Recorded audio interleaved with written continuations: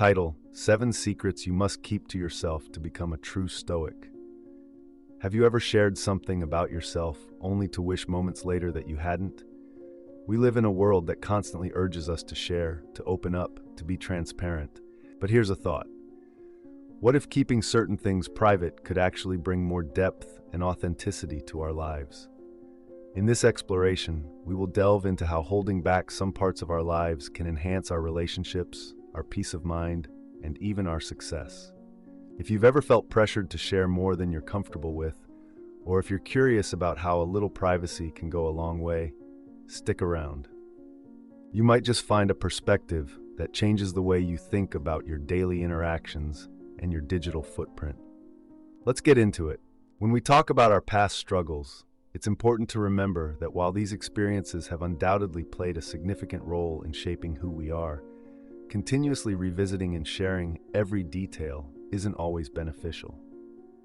In the words of Marcus Aurelius, a revered Stoic philosopher, you have power over your mind, not outside events. Realize this, and you will find strength. This quote beautifully encapsulates the essence of focusing on the present and how we've grown, rather than dwelling on past hardships. Our past battles, be they failures, losses, or challenges, are indeed a part of our journey. They have contributed to our resilience, our understanding of life, and our empathy towards others. However, it's the wisdom we extract from these experiences, not the experiences themselves, that truly matters. As Seneca, another Stoic philosopher, pointed out, difficulties strengthen the mind as labor does the body. This perspective encourages us to view past struggles as a form of mental and emotional exercise, strengthening us for future challenges. Psychologically, it's known that ruminating on past difficulties can trap us in a cycle of negative thinking, preventing us from appreciating our current situation and the growth we've achieved. Epictetus, a Greek Stoic philosopher, advised, "Do not dwell on the past, do not dream of the future, concentrate the mind on the present moment." By focusing on the present, we can apply the lessons learned from the past in a constructive manner, improving our current circumstances and mental well-being. Discussing our personal goals can be a double-edged sword. On one hand, sharing goals can make us feel accountable and supported. On the other hand, it can lead to unforeseen complications.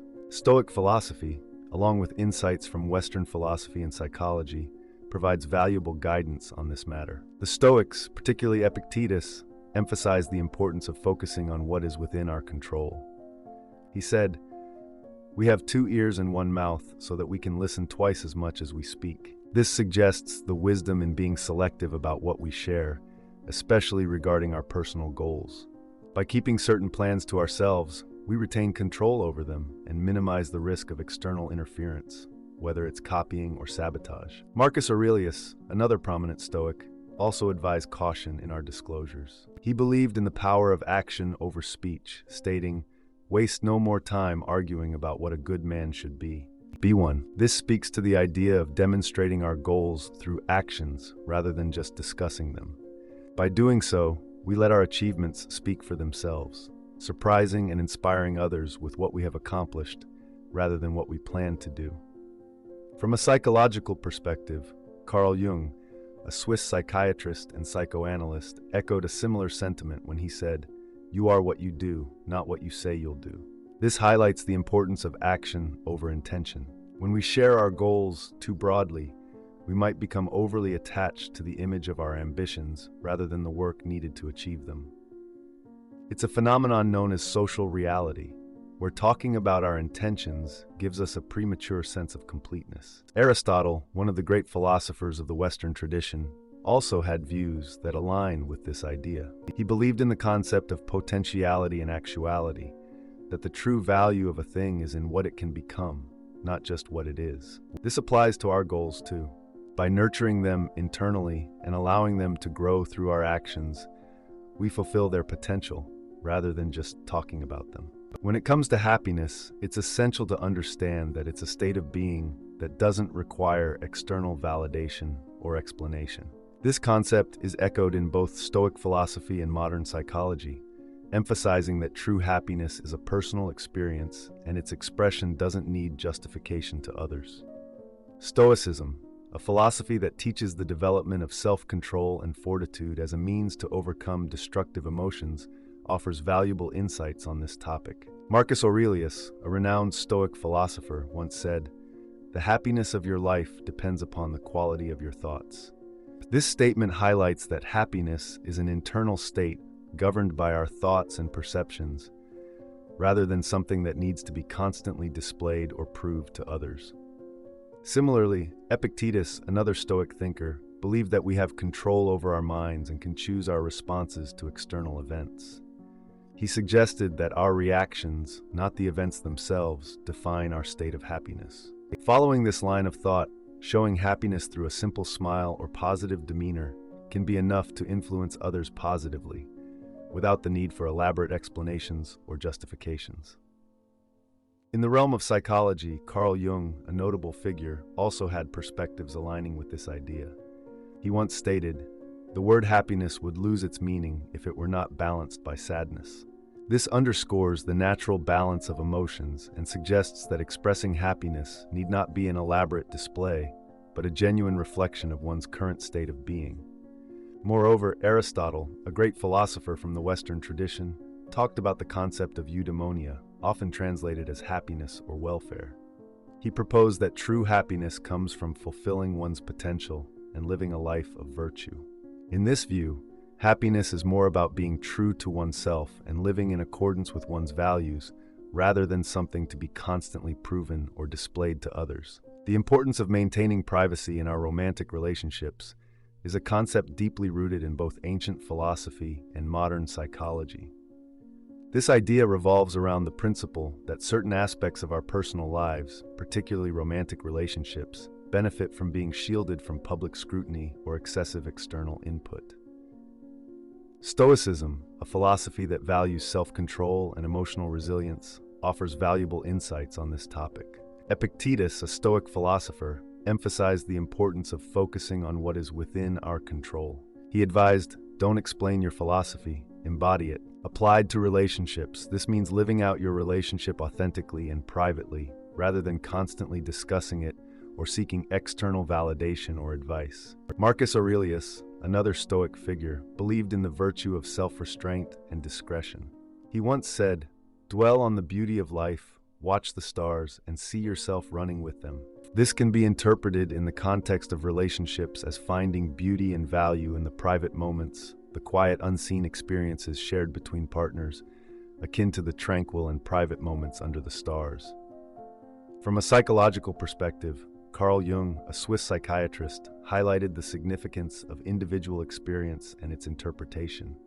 He stated, "The meeting of two personalities is like the contact of two chemical substances. If there is any reaction, both are transformed." This suggests that relationships are deeply personal and transformative experiences, which can be altered or diminished when exposed excessively to outside influences. Western philosophers like Aristotle have also touched upon aspects of private life.